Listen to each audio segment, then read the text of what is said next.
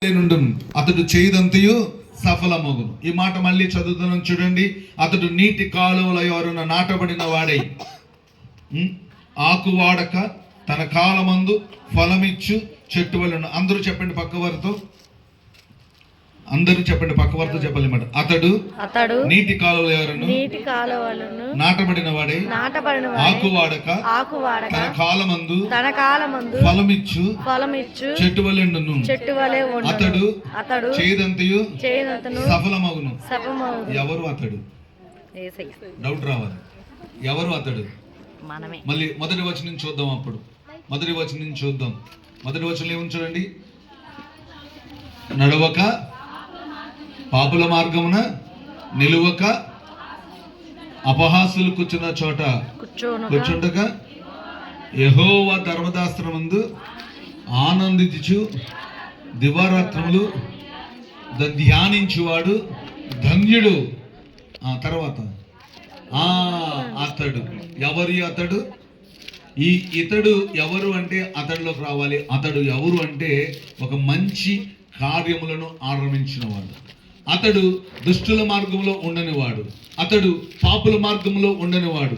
అతడు చూసినప్పుడు దుష్టులు ఆలోచనలకు రానివాడు, పాపుల మార్గం ఉండనివాడు. ఇదిగో అన్నిటికీ దూరంగా ఉండి దివారాత్రములు అతడు ధ్యానించేది ఏమిటంటే దేవుని ధర్మశాస్త్రం.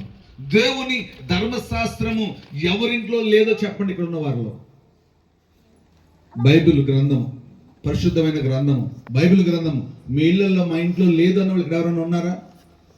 అందరింట్లో ఉంది. అయితే అందరి ఇళ్లలో ఉంది. దాన్ని ధ్యానించేవాడు ధన్యుడు అని చెప్పబడుతుంది. ఈ ధన్యత మీ కుటుంబంలోకి వచ్చిందా? ఈ ధన్యత మీ జీవితంలోకి వచ్చిందా?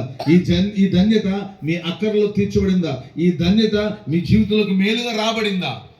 ఆ ధన్యత మీ జీవితంలోకి రావాలంటే ప్రతి ఒక్కడు క్రైస్తవుడు అని పిలువబడుతున్నాడు, క్రైస్తవుడుగా నడుచుకుంటున్నాడు, క్రైస్తవుడుగా జీవిస్తున్నాడు. కానీ క్రైస్తవుడు చేయవలసిన పని చేయక, తనకి ఇవ్వబడిన పరిశుద్ధ గ్రంథమైన బైబిల్ను దివారాత్రంలో ధ్యానించక, ఆ గ్రంథమును తాత్కాలికంగా తనకు కావలసినప్పుడు వాడుకుని, లేకపోతే తనకు కావలసినప్పుడు చదువుకుని అలా సాగుతున్నాడు. కానీ దివారాత్రంలో దాన్ని ధ్యానించిన వాడు ధన్యులు అయిపోతున్నారంట. దేవునికి మహిమ కలుగును గాక, దేవునికి మహిమ కలుగును గాక. అటు ధన్యత నీకు కావాలంటే, ధన్యత అంటే మంచి ప్లేస్లో, ఉన్నతమైన ప్లేస్లో అడుగుపెట్టేవారు. ధన్యత అంటే దేవుడు దీవించినవాడు. ధన్యత అంటే దేవుడు నిలిచి ఉంచిన ఆశీర్వాదంలోకి అడుగుపెట్టినవాడు. హల్లెలూయా, దేవునికి మహిమ కలుగును గాక. అటు ధన్యత నీకు కావాలంటే ఇప్పుడు ఈ మాట ఏం చెప్పబడుతుందంటే, అతడు ఎక్కడున్నాడు? ఇప్పుడు నీటి కాలువలో ఎవరైనా నాటబడిన వాడు. ఈ నీటి కాలువలో నాటబడతాం అంటే ఏంటంటే మంచి ప్రవాహం ఉన్న చోట, నిత్యము ప్రవాహం ఉన్న చోట. అక్కడ కానీ ఒక మంచి చెట్టు ఉంటే ఆ చెట్టు వేర్లు వాటర్ బాగా పీల్చుకుని మంచి ఫలముగా అది ఎదుగుతూ దాని ఆకులు ఎప్పుడు వాడక మంచి ఆరోగ్యం కలిగిన చెట్టు వల్ల ఉంటుందండి. ఈరోజు ఆ చెట్టును పోల్చి నీకు నాకు చెప్తున్నాడు.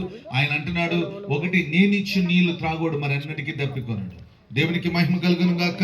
ఇక్కడ చెప్తున్న మాటలు ఎలా ఉందంటే, ఈ ధన్యత ఎట్లా ఉంది మన జీవితంలో చూసినప్పుడు, నీటి ఎవరు నాటబడిందండి చెట్టు ఎలా ఉందని చూసినప్పుడు అంటే అది ఎల్లప్పుడూ పచ్చగా ఉంటుంది. ఎప్పుడైనా చూసారా? అది ఎండిపోయినట్టు కనిపించదు. అది ఎప్పుడు బలంగా ఉంటుంది. బలంగా కాదు, దాని కొమ్మలు విస్తరించి ఉంటాయి. పైగా తగిన కాలం అన్నది ఫలం ఇస్తుంది అంట. ఏం చేస్తుంది? బలంగా ఉంటది, తగిన కాలం ఫలం ఇస్తుంది. అది ఎప్పుడు ఆకువాడు